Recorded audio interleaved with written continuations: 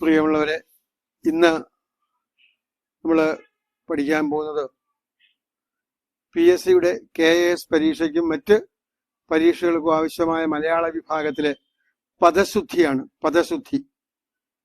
ഇപ്പോൾ നിങ്ങൾക്ക് ജോലിയെ കിട്ടുമ്പോൾ ഭരണഭാഷ മലയാളമായതുകൊണ്ട് തീർച്ചയായും അക്ഷരത്തെറ്റ് കൂടാതെ എഴുതാൻ നിങ്ങൾക്ക് കഴിയുമോ എന്നുള്ള പരീക്ഷയാണ് ഈ പദശുദ്ധി. അപ്പൊ നമുക്ക് കുറെ വാക്കുകളെ പരിചയപ്പെടാം, എങ്ങനെയാണ് തെറ്റുകൂടാതെ എഴുതേണ്ടത്. അതിൽ ഒന്നാമത് ഞാൻ പറയാൻ പോകുന്നത് പതിവ്രത. പതിവ്രത, പാതിവ്രത്യം കാത്തു സൂക്ഷിക്കുന്നവൾ. അപ്പൊ ചിലപ്പോ ഓപ്ഷനകത്ത് പതിവ്രത എന്ന് തരും. അപ്പം ഇത് രണ്ടും രണ്ട് വാക്കാണ്, വ്രതവും വ്രതവും. വ്രതം എന്ന് വെച്ചാൽ ചുറ്റപ്പെട്ടതെന്നാണ്. അപ്പൊ അത് പതികളാൽ ചുറ്റപ്പെട്ടതെന്നൊക്കെ കിട്ടും. അതുകൊണ്ട് ഏറ്റവും ശരിയായത് പതിവ്രത. പതിവ്രത, അപ്പൊ മറക്കരുത്, പതിവ്രത. രണ്ടാമത്തത് നിഘണ്ടു. നീ ഖ, മേഘത്തിന്റെ ഖ, ചെണ്ടയുടെ ഇണ്ട, നിഘണ്ടു. അത് ഇപ്രകാരം ഓപ്ഷനകത്ത് തരും. നിഘണ്ടു ഇങ്ങനെ തരും, അതല്ലെങ്കിൽ ഈ ഇണ്ടാ തരും. അപ്പൊ ഇതൊക്കെ തെറ്റാണ്, ഇതാണ് ശരി. നിഘണ്ടു, നിഘണ്ടു. അതുപോലെ ഐക മത്യം. അപ്പൊ സാധാരണ നമ്മൾ പറയാറുള്ളതൊക്കെ ഐക്യമത്യം മഹാബലം എന്നൊക്കെയാണ്.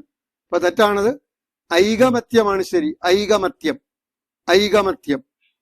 അതുപോലെ ഐക കണ്ഠ്യേന എന്നാണ് ശരി. ഐകകണ്ഠ്യേന. എല്ലാവരുടെയും അഭിപ്രായം ഒരേ അഭിപ്രായം അനുസരിച്ചുള്ളത് അർത്ഥം. ഐകകണ്ഠ്യേന തിരഞ്ഞെടുത്തൊക്കെ പറയും. ഐകകണ്ഠ്യേന, ഐ ക ക, അത് കഴിഞ്ഞ് ഇണ്ഠ, ഇണ്ഠ, മണികണ്ഠൻ, നായും പൂജ്യണ്ഠായും. ഐകകണ്ഠ്യേന, ഇതാണ് ശരി. ഐകകണ്ഠ്യേന. ഐകകണ്ഠേന എന്നൊക്കെ ചിലർ പറയും, തെറ്റാത്. ഐകകണ്ഠ്യേന, ഐകകണ്ഠ്യേന.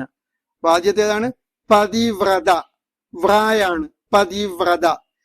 പലപ്പോഴും നമ്മളൊക്കെ പറയാറുണ്ട് എനിക്ക് വ്രതമാണ്, തെറ്റാണത്. ഇപ്പൊ പറയേണ്ടത് വ്രതം, വ്രതം. ഇപ്പൊ പതിവ്രത, പാതിവ്രത്യം കാത്തു സൂക്ഷിക്കുന്നവൾ, പതിവ്രത, പതിവ്രത, വ്ര. അത് കഴിഞ്ഞാൽ ഞാൻ എഴുതിയത് നിഘണ്ടു.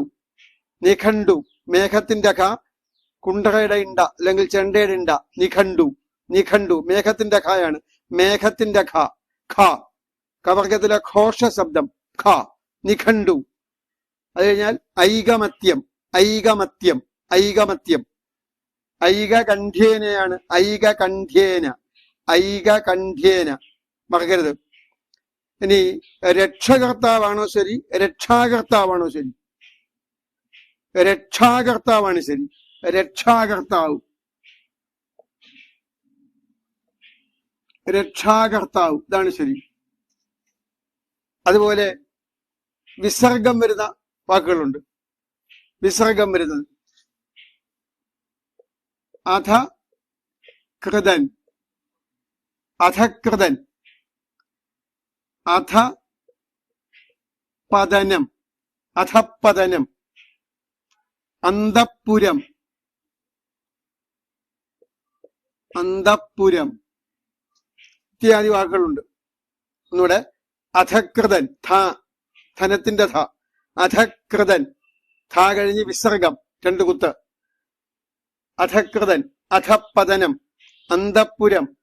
ഇപ്പ വേണ്ട, വിസർഗം കഴിഞ്ഞിട്ട് കൂട്ടക്ഷരം വേണ്ട. അധപതനം, അധപതനം. ഇനി സ്രഷ്ടാവ്. ഇത് നമ്മൾ സാധാരണ പറയുന്നത് സൃഷ്ടാവെന്നാണ്. അപ്പൊ അത് തെറ്റാണ്. ശരിയത് സ്രഷ്ടാവ്, സ്രഷ്ടാവ്. ശരിയാണ്. സംസാര ഭാഷയെ സാധാരണ സൃഷ്ടാവെന്ന് പറയും, തെറ്റാണത്. ശരിയായത് സ്രഷ്ടാവ്, സ്രഷ്ടാവ്. എന്നാൽ സൃഷ്ടിയാകുമ്പോഴോ അത് സൃ, സൃഷ്ടി, സൃഷ്ടി. അപ്പൊ ഇത് രണ്ടും ശ്രദ്ധിക്കണം. സ്രഷ്ടാവ് സൃഷ്ടി, സ്രഷ്ടാവ് സൃഷ്ടി. സാധാരണ ഇപ്പം ഈ ഇവിടുത്തെ പിള്ളേർക്ക് ഷായും സായും ഒക്കെ തെറ്റാറുണ്ട്. അവര് സായിക്ക് ഷാ എന്നൊക്കെ എഴുതിയിരിക്കും, സ്രഷ്ടാവ് എന്നൊക്കെ. അതൊക്കെ തെറ്റാണത്. അപ്പൊ അത് മനസ്സിലായല്ലോ. അപ്പൊ ഒന്നുകൂടെ പറ. പതിവ്രത നിഘണ്ടു ഐകമത്യം ഐകകണ്ഠ്യേന സൃഷ്ടി അധകൃതൻ. വിസർഗമുള്ളത്. അധകൃതൻ, അധപതനം, അന്തഃപുരം. അത്രയും ക്ലിയർ ആയി. അടുത്തത് ജീവച്ഛവം. ജീവച്ഛവം ഇത് ഇങ്ങനെയൊക്കെ തരും. ജീവച്ഛവം, ജീവച്ഛവം, ജീവച്ഛവം. ഇതൊക്കെ തെറ്റാണ്. അച്ഛന്റെ ഇച്ഛ. ജീവച്ഛവം, ജീവച്ഛവം. ചത്തതിനൊക്കുമേ ജീവിച്ചിരിക്കലും. ജീവച്ഛവം. അപ്പൊ ജീവച്ഛവമാണ് ശരി. അതുപോലെ യാദൃച്ഛികം. പലപ്പോഴും പശ്ചാത്താപത്തിന്റെ ഇച്ഛ ആൾക്കാർ ഉപയോഗിക്കാറുണ്ട്. അതല്ല, ഇവിടെ ഏതാണ്? അച്ഛന്റെ ഇച്ഛയാണ്. അപ്പൊ യാദൃച്ഛികം. യാ ദൃ അച്ഛന്റെ ഇച്ഛ. ഒരുപാട് തവണ ചോദിച്ചിട്ടുണ്ട്, ഒരുപാട് പേർക്ക് തെറ്റിയതുമാണ്. യാദൃച്ഛികം, അച്ഛന്റെ ഇച്ഛ, യാദൃച്ഛികം. അപ്പോ ഐച്ഛികം, ഐച്ഛികം അതും ഇതേ തന്നെയാണ്. ഡിഗ്രി ലെവലൊക്കെ ചോദിച്ചിട്ടുണ്ട്. ഐച്ഛികം, ഐച്ഛികം. ഇനി ഈ ഷായും ചായും വരുന്നതാണ് പശ്ചാത്താപം. പശ്ചാത്താപം ഇത് നമുക്ക് ചേർത്ത് ഇങ്ങനെ എഴുതാം. പശ്ചാത്താപം, പശ്ചാത്താപം. അപ്പൊ ഇച്ഛ വരുന്നുണ്ടോ? യാദൃച്ഛികം, ജീവച്ഛവം, ഐച്ഛികം തുടങ്ങിയൊക്കെ അച്ഛന്റെ ഇച്ഛയാണ്. അടുത്തത് ജ്യേഷ്ഠൻ.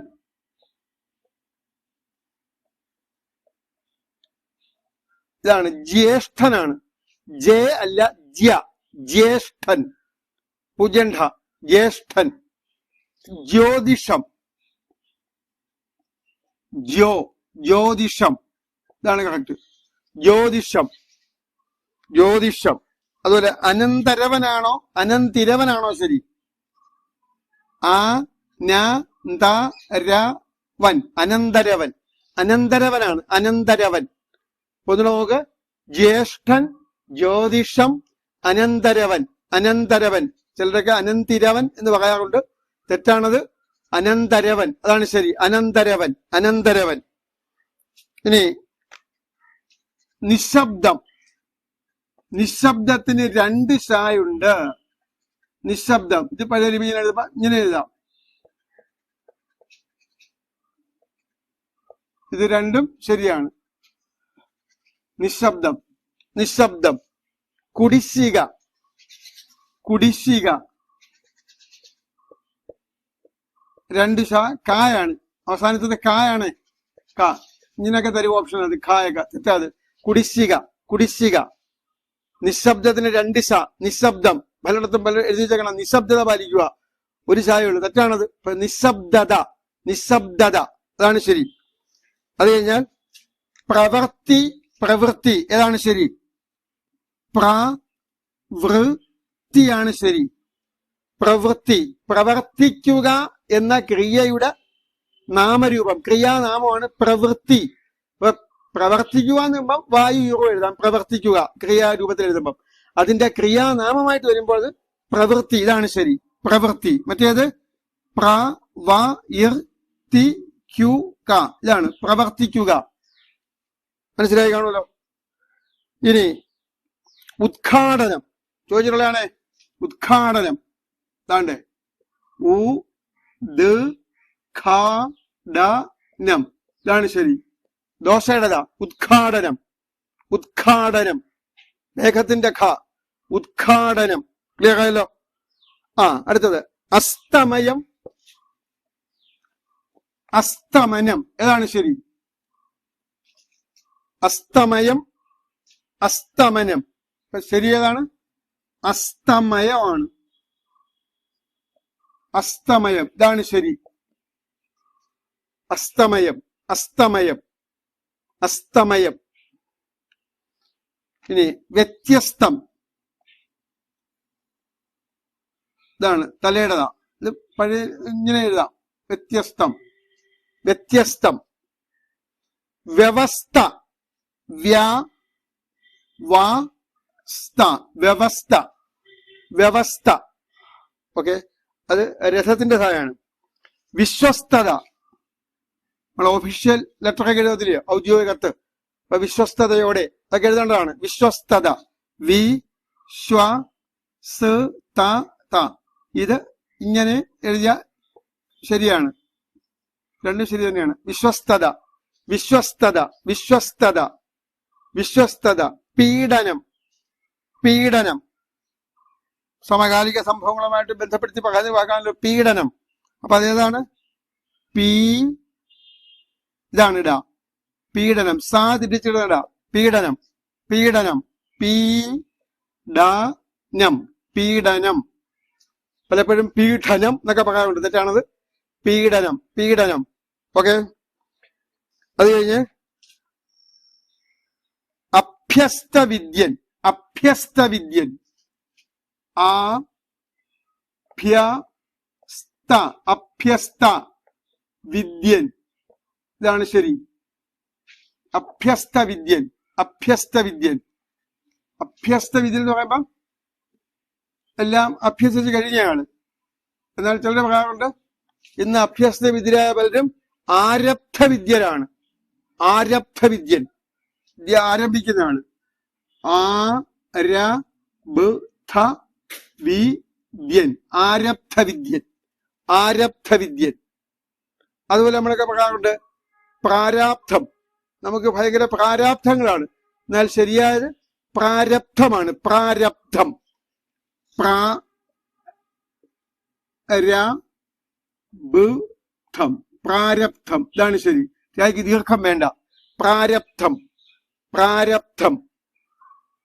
അത് കഴിഞ്ഞാൽ യാഥാസ്ഥിതികൻ, യാഥാസ്ഥിതികൻ, യാഥാസ്ഥിതികൻ. പാരമ്പര്യങ്ങളിലും മാമൂലികളിലൊക്കെ അടിയുറച്ച് വിശ്വസിക്കുന്ന ആൾക്കാരെ നമ്മള് യാഥാസ്ഥിതികർ എന്ന് പറയും. എന്നാൽ പുരോഗമനപരമായി ചിന്തിക്കുന്ന ആൾക്കാരെ നമ്മൾക്ക് എന്താ വിളിക്കും? ഉൽപ്പതിഷ്ണു, ഉൽപ്പതിഷ്ണു, ഉൽപ്പതിഷ്ണു. ഇത് ചേർത്തങ്ങ് എഴുതുകയും ചെയ്യാം, ഇങ്ങനെ രണ്ടും ശരിയാണ്. ഉൽപ്പതിഷ്ണു, ഉൽപ്പതിഷ്ണു. പുരോഗമനവാദികള് ഉൽപ്പതിഷ്ണു, ഉയരത്തിൽ ചിന്തിക്കുന്ന ആൾക്കാർ. അഗാധം, അഗാധം, അഗാധം. ചോദിച്ചിട്ടുണ്ട് അഗാധം, അഗാധം. അതുപോലെ മീറ്റിങ്ങുകളിലൊക്കെ ആൾക്കാർ പറയാറുണ്ട് ഹാർദവമായി ഞാൻ സ്വാഗതം ചെയ്യുന്നു. തെറ്റാണത്. ഹാർദവമല്ല, ഹാർദം, ഹാർദം, ഹാർദം. ഇനി ഇദ്ദ എഴുതേണ്ട കാര്യമില്ല, എഴുതിയാലും കുഴപ്പമില്ല. കാരണം ചില്ല് കഴിഞ്ഞിട്ട് കൂട്ടക്ഷരം വേണ്ട എന്നാണ് പുതിയ തീരുമാനം. അപ്പം ഹാർദം എഴുതിയാലും ശരിയാണ്, ഇദ്ദ എഴുതിയാൽ തെറ്റുമല്ല. ഹാർദം, ഹാർദം. ഹാർദവം തെറ്റാണ്, ഹാർദവം തെറ്റാണ്. വാ വേണ്ട അവിടെ. അപ്പൊ ഇനിയെങ്കിലും ഓർക്കുക, നമ്മള് സ്വാഗതമൊക്കെ പറയുമ്പം നമ്മുടെ ക്ഷണം സ്വീകരിച്ചെത്തിയ ഇന്ന വ്യക്തിയെ ഹാർദമായി സ്വാഗതം ചെയ്യുന്നില്ല, ഹാർദവമായല്ല. ഹാർദവം തെറ്റാണ്, ഹാർദമാണ് ശരി. ഹാർദം, ഹാർദം. അതിഥി, അതിഥി. ആ എഴുതിയിട്ട് തലയിടത. അതിഥി, തിഥി നോക്കാതെ വരുന്നവൻ, ദിനം നോക്കാതെ വരുന്നവൻ. അതിഥി, ഇതാണ് ശരി. അതിഥി, രഥത്തിന്റെ ധ, ആദ്യം തലയിടത. അതിഥി, അതിഥി, അതാണ് കറക്റ്റ്. അത് കഴിഞ്ഞ് ലൗകികം, ഭൗതികം തുടങ്ങിയൊക്കെ എഴുതുമ്പോ ചുറ്റിക്കെട്ട് വെള്ളി വേണ്ട. ലൗകികം, ലൗകികമല്ല, ഭൗതികം, ഭൗതികം, ഇതാണ് ശരി. ലൗകികം, ഭൗതികം. അതുപോലെ വാൽമീകി, വാൽമീകി എഴുതുമ്പം വൽമീകത്തിൽ നിന്ന് ഉണ്ടായത്. വൽമീക മീൻസ് ചിതൽപുറ്റ്. അപ്പൊ വൽമീകമാണ്. അപ്പൊ വാൽമീകി എഴുതുമ്പോ ലാ എഴുതണം. ലാ എഴുതി സമ്പ്രദോകാരം. നമ്മള് ചന്ദ്രകല എന്ന് പറയും. വാൽമീകി, വാൽമീകി, ഇതാണ് ശരി. വാൽമീകി, വാൽമീകി. ഓക്കെ. ഐതിഹ്യം, ഐതിഹ്യം എങ്ങനെ എഴുതുന്നത്? ഐതിഹ്യം, തായ്ക്ക് ചുറ്റിക്കെട്ടി വെള്ളി വേണ്ട. അപ്പൊ ഐതിഹ്യം, ഐതിഹ്യം, ഐതിഹ്യം, ഇതാണ് ശരി, ഐതിഹ്യം. അതുപോലെ തത്വവും മഹത്വവും, തത്വവും മഹത്വവും, തത്വം, മഹത്വം, പിരിച്ചു മഹത്തധികം തൊമ്മാണ് മഹത്വം, തത്തധികം തൊമ്മാണ് തത്വം. ഇവിടെ തായിരട്ടി വ്യൂ. അപ്പൊ മഹത്വം, തത്വം, ഇതാണ് ശരി. അത് കഴിഞ്ഞ് രാപ്പകൽ, രാപ്പകൽ, രാപ്പകലിന് പാ ഇരട്ടിക്കരുത്. രാപ്പകൽ, ഇത് മതി. നമ്മള് ചിലപ്പോ ബോർഡൊക്കെ കണ്ടിട്ടുണ്ട് രാപ്പകൽ സമരം എന്നൊക്കെ. അത് തെറ്റാണത്. കാരണം ദ്വന്ദ്വസമാസത്തില് ഉത്തരപദത്തിന്റെ ആദ്യത്തെ വർണ്ണ ഇരട്ടിക്കയില്ലാതെ നിയമമുണ്ട്. അതാണ് രാപ്പകൽ. വെറും പാ മതി. രാപകൽ, രാപകൽ, രാപകൽ, ഓർമ്മയിരിക്കണം. വിദ്യുത് ശക്തി, വിദ്യുത് ശക്തി, വി ദ്യു ഇച്ഛ, അച്ഛന്റെ ഇച്ഛ, വിദ്യുത് ശക്തി, വിദ്യുത് ശക്തി. അപ്പൊ ഇത്രയും വാക്കുകളാണ് നമ്മൾ പരിചയപ്പെട്ടത്. എല്ലാം നിങ്ങൾക്ക് മനസ്സിലാക്കാമെന്ന് വിശ്വസിക്കുന്നു. ഇത് തീർച്ചയായിട്ടും പഠിക്കണം. ഇതിന്റെ ഭാഗത്തുനിന്ന് ഉണ്ടാകുന്ന പരീക്ഷയ്ക്ക് ചോദിച്ചിട്ടുള്ള ചോദ്യങ്ങളെ പറ്റിയൊക്കെ നമുക്ക് അടുത്ത ക്ലാസ്സിൽ പറയുന്നതായിരിക്കും. ഇന്ന് ക്ലാസ് ഇവിടെ അവസാനിക്കുന്നു. ബൈ.